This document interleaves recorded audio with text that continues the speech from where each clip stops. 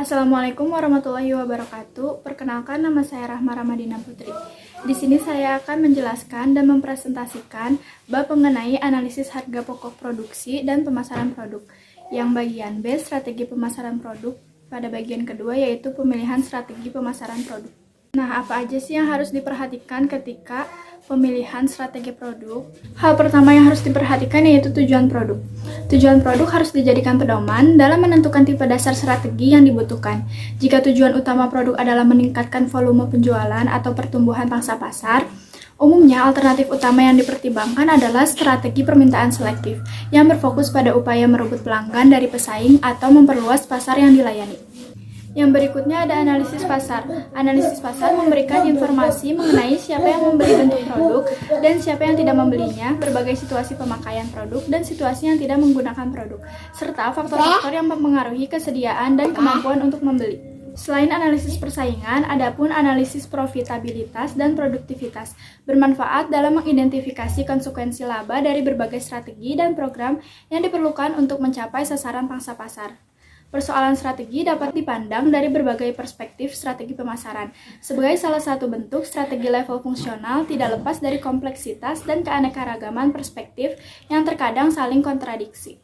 Ada 4 rancangan yang dapat diterapkan ketika melakukan strategi secara teoritis, yaitu yang pertama strategi sebagai puzzle, yakni masalah menantang yang ada solusi optimalnya.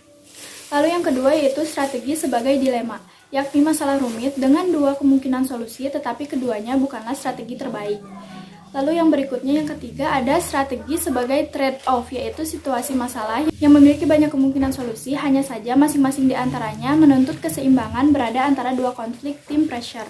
Yang keempat, strategi sebagai paradoks, yaitu situasi saat 2 faktor yang kelihatannya kontradiktif, bahkan bersifat mutually eksklusif, sama-sama bisa benar pada waktu yang sama. Berbeda dengan karakteristik dilema yang bercirikan situasi hal yang satu atau yang lainnya, paradoks bercirikan situasi kedua hal, yaitu sebuah faktor dapat benar dan faktor kontradiksinya juga bisa benar. Secara bersamaan, situasi paradoks menghadirkan tantangan tersendiri bagi pengambil keputusan, karena tidak akan ada solusi definitif. Setidaknya, pengambil keputusan dapat mencoba mencari cara-cara baru mengkombinasikan alternatif yang bertentangan. Namun, hal yang pasti adalah rekonsiliasi kreatif yang didapatkan bukanlah solusi akhir terbaik. Paradoks akan selalu diwarnai ketidakpastian dan ketidaksepakatan menyangkut cara terbaik untuk mengatasinya.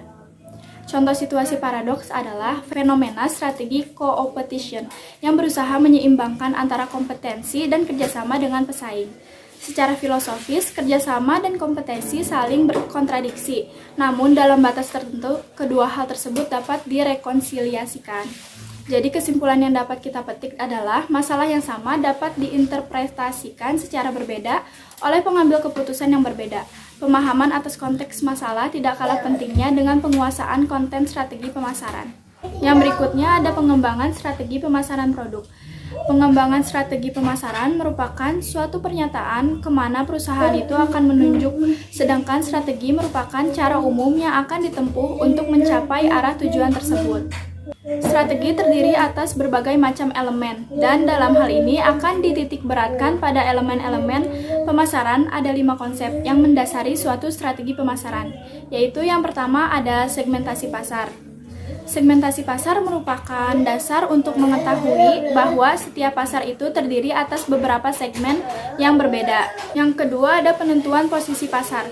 Penentuan posisi pasar di sini, perusahaan berusaha memilih pola konsentrasi pasar khusus yang dapat memberikan kesempatan maksimum untuk mencapai tujuan. Sebagai pelopor perusahaan baru dapat beroperasi setelah memperoleh posisi tempat tertentu di pasar. Di dalam menentukan posisi pasar terdapat 2 macam strategi. Yang pertama, konsentrasi segmen tunggal. Ini merupakan yang dapat ditempuh perusahaan jika ingin mempunyai posisi yang kuat pada satu segmen saja. Nah, yang kedua ada konsentrasi segmen ganda. Ini merupakan strategi saat perusahaan menginginkan posisi yang kuat dalam beberapa segmen. Hal ini didasarkan pada suatu keadaan bahwa kekuatan dalam satu segmen akan memberikan keuntungan juga kepada segmen lainnya. Pemilihan di antara kedua strategi konsentrasi tersebut sangat menentukan produk yang akan dibuat calon pembeli, yang akan dilayani, dan pesaing yang akan dihadapi oleh perusahaan. Lalu yang bagian C ada strategi memasuki pasar atau market entry strategi. Konsep ketiga yang mendasari strategi pemasaran adalah menentukan bagaimana memasuki segmen pasar yang dituju. Ada cara-cara yang dapat dituju perusahaan untuk memasuki segmen pasar yang dituju, yaitu dengan cara yang pertama, membeli perusahaan lain. Ini dianggap suatu cara yang paling mudah untuk memasuki pasar. Selain itu, cara ini dianggap paling cepat karena perusahaan yang dibeli sudah mempunyai pasar tertentu.